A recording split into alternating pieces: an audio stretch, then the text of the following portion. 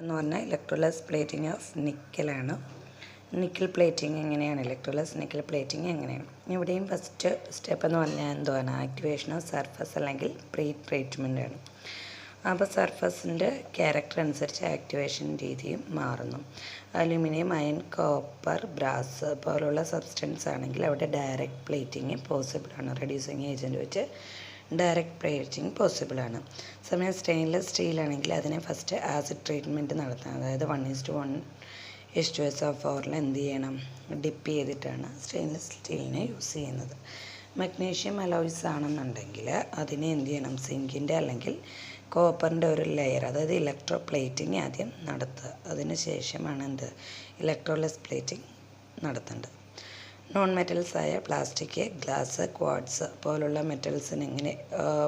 മെറ്റീരിയലിനെ എങ്ങനെ ചെയ്യേണ്ടത്, അതായത് stannous chloride followed by palladium chloride treatment അല്ലേ.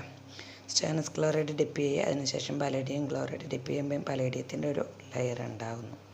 ഓക്കെ, ഇനി പ്ലേറ്റിംഗ് ബാത്ത് സൊല്യൂഷൻ്റെ കമ്പോസിഷൻ അല്ലെങ്കിൽ അതിലുള്ള കമ്പൗണ്ട്സ് എന്തൊക്കെയാണെന്ന് നോക്കാം. ഫസ്റ്റ് സോഴ്സ് നിക്കൽ പ്ലേറ്റിംഗ് ആയതുകൊണ്ട് നിക്കലിൻ്റെ ഒരു സോഴ്സ് വേണം. അപ്പം നിക്കൽ ക്ലോറൈഡാണ് സൊല്യൂഷന് എടുക്കുന്നത്. ദെൻ റെഡ്യൂസിങ് ഏജൻ്റായിട്ട് ഇവിടെ യൂസ് ചെയ്യുന്ന ഹൈപ്പോഫോസ്ഫേറ്റ്, അതായത് സോഡിയം ഹൈപ്പോഫോസ്ഫേറ്റ് ആയിരിക്കും. ഹൈപ്പോഫോസ്ഫേറ്റ് സൊല്യൂഷനാണ്. ദെൻ ബഫർ യൂസ് ചെയ്യുന്നു. ബഫറായിട്ട് സോഡിയം അസറ്റേറ്റിന് അസറ്റിക് ആസിഡ് ഫോമില്ലേ അത് pH 4.5 ആണ് മെയിൻറ്റെയിൻ ചെയ്യുന്നത്. ഓക്കെ, ആ ബഫർ. കോംപ്ലക്സിങ് ഏജൻറ്റ് അല്ലെങ്കിൽ എക്സാൾട്ടൻ്റായിട്ട് അവിടെ യൂസ് ചെയ്യുന്നത് എന്താണ്, സോഡിയം സക്സിനേറ്റ് ആണ്. ടെമ്പറേച്ചർ മെയിൻറ്റെയിൻ ചെയ്യുന്നത് 93 ഡിഗ്രി സെൻറ്റിഗ്രേഡിലായിരിക്കും. റിയേഷൻ എങ്ങനെയാണെന്ന് നോക്കാം. അതായത് റെഡ്യൂസിങ് ഏജൻറ്റ് ഇവിടെ ഹൈപ്പോഫോസ്ഫേറ്റ് അല്ലേ, അപ്പോൾ അവിടെ ഹൈപ്പോഫോസ്ഫേറ്റ് ഉണ്ട്.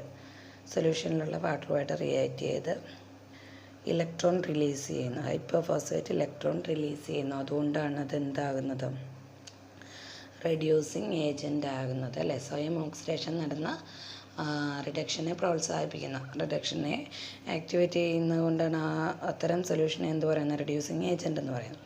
അപ്പോൾ ഇലക്ട്രോണിനെ അത് റിലീസ് ചെയ്തു. ആ ഇലക്ട്രോണിനെയാണ് ആര് സ്വീകരിക്കുന്നത്, നിക്കൽ അയോൺ സ്വീകരിക്കുന്നത്.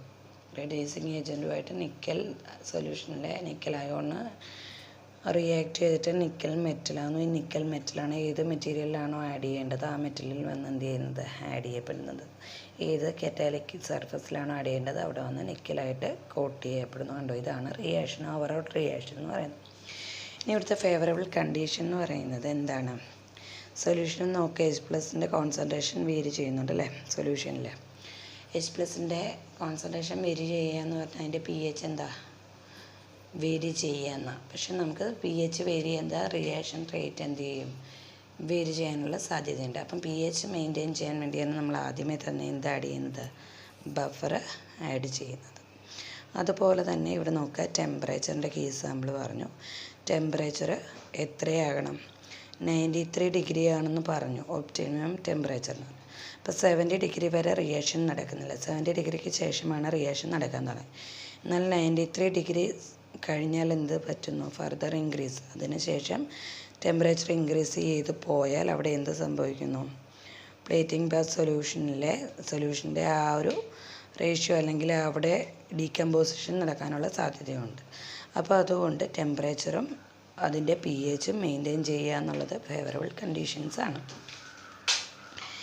ഇനി പ്രോപ്പർട്ടീസ് നോക്കിയേ. അതായത് ഇലക്ട്രോ പ്ലേറ്റിങ്ങിനേക്കാളും മോർ അഡ്വാൻറ്റേജ് ആയിട്ടുള്ള മെത്തേഡാണ് എന്തെന്ന് പറയുന്നത്, ഇലക്ട്രോലെസ് പ്ലേറ്റിംഗ് എന്ന് പറയുന്നത് അല്ലേ. അതായത് കോംപ്ലക്സ് ഷേപ്പ്, അതായത് ട്യൂബ്സിനുള്ളിലോ അതുപോലെ തന്നെ ത്രെഡ് പോലുള്ള സ്ട്രക്ചറിലോ ഒക്കെ എന്താ പ്ലേറ്റിംഗ് നടത്താനായിട്ട് ഈ മെത്തേഡ് യൂസ് ചെയ്യുന്നു. അതുപോലെ തന്നെ ഇത്തരത്തിൽ നമ്മൾ ഫോം ചെയ്യുന്ന ഡെപ്പോസിറ്റ്സിന് ബെറ്റർ കൊറോഷൻ റെസിസ്റ്റൻസ് ഉണ്ടായിരിക്കും. അതതിൻ്റെ ഒരു പ്രോപ്പർട്ടിയാണ്.